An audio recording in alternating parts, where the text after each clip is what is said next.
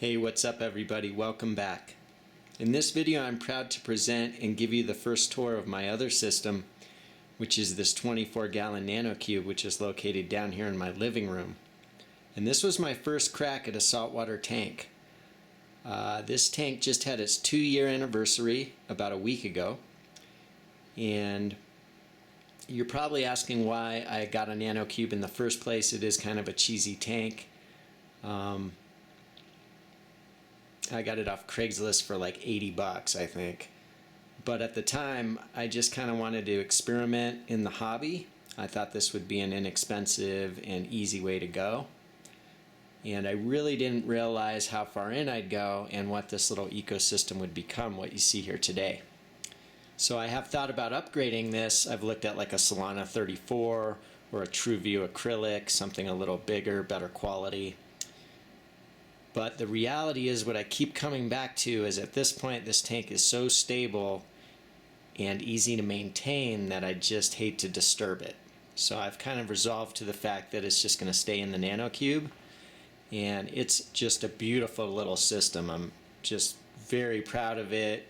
I discovered a passion with this tank that I never realized, and gone through lots of trials and tribulations along the way. Anywhere from bubble algae to full-blown hair algae. I had a hitchhiking mantis shrimp at one point taking out some of my other critters. So it's been quite the learning experience, but I've enjoyed every minute of it, and also appreciate all the help from friends and different people online that have helped me out along the way. So what I want to do here is, just in this video, just give you a quick tour of the sea life within the tank, and then later I'm going to follow up with videos on the lighting, on my filtration and anything else I want to talk about.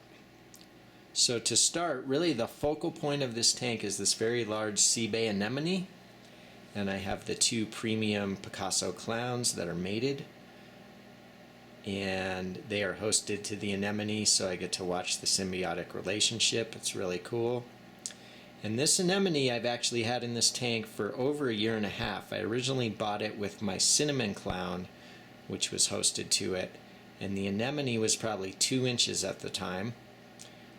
But I had a problem with the cinnamon clown. In this little system, she was very aggressive towards other fish. I really couldn't add any. I tried a couple of times. She never really let it happen. And then as far as the mated pair of Picassos go, I got them about 7 months ago off a buddy of mine and put them in my 90-gallon, but they never really got comfortable there. They kind of always stayed up by the power heads. They never swam down into the rock work. I have 2 bubble tip anemones. I was hoping they'd discover. They never did.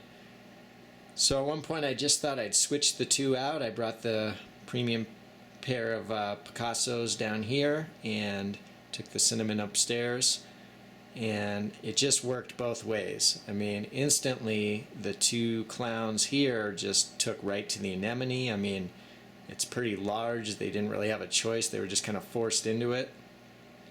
And upstairs, my cinnamon clown was humbled quite a bit by the larger system and the bigger fish, so she kind of has mellowed out some, and she right away hosted my 2 bubble tips, so it really worked all the way around. And I'm just going to keep these 2 fish as the only fish in this system for now, in hopes that they may spawn at some point. So I'm hopeful of that and looking forward to that if it happens. So that anemone now is probably about 15 inches. It's really beautiful. It gets almost all its energy from this high-powered LED fixture. It's 133 watts. And I probably feed it a chunk of raw shrimp maybe about every 10 days. So, as well, I have this kind of like a Maxima clam garden. I have 3 Maximas in here. I have these 2 really nice vibrant blues. The one in the back there is maybe about 3.5 inches. This one's about 4.5, maybe 5. It's got those really nice orange-tipped clove polyps have actually grown up on the side of it. And then I have this large teardrop maxima, which is definitely at least 8 inches. This thing is kind of in recovery right now. It was actually upstairs in my 90-gallon, and my copper-banded butterfly seemed to take a liking to it. And my Lamarck's angel kind of followed suit, and I noticed them both picking at the mantle one day. So I got it out of there. I mean, that's the advantage of having 2 systems. I mean, I got to swap the clownfish, and I got a safe refuge for this clam, and it seems to be doing pretty good. I think it's coming back around. As well, I have 3 other anemones, these maxi mini carpet anemones. I have one that kind of lives back in here. It's a big green one. There's a bunch of little mini zoas. The other 2 maxis is kind of a large purple and a green and yellow. And they're all kind of planted at the base of that rock, so that worked out pretty good. Then I have 3 orange recordias. Used to be 1, now it's 3.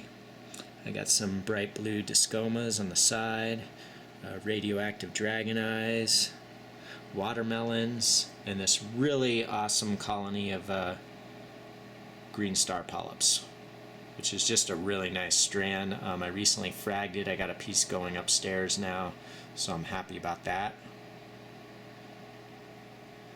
And as well, I have a little sexy shrimp that is hosted to my maxi anemones.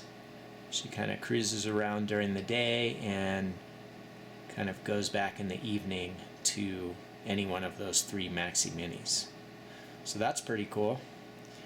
And as well, your usual cleanup crew. I got this pretty nice little colony of acans recently. They're kind of bright purple in the center with a bright red, and then really nice colony of those orange tip clove polyps. And then I have a scarlet skunkback shrimp, which I don't see at the moment. So that is the first tour of my 24-gallon Nano cube. Thank you so much for watching. I hope you enjoyed the video. Please rate, and I'll talk to you soon.